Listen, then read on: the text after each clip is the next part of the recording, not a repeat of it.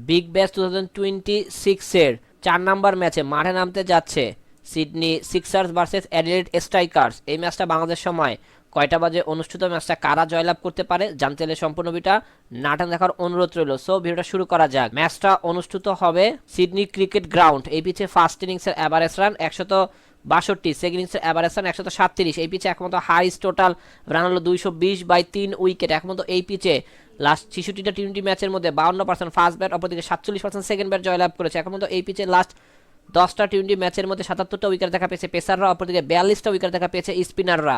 Weather update, match চলাকালীন সময় তাপমাত্রা থাকবে 19.4 ডিগ্রি সেলসিয়াস, বৃষ্টি হওয়ার চান্স 17%।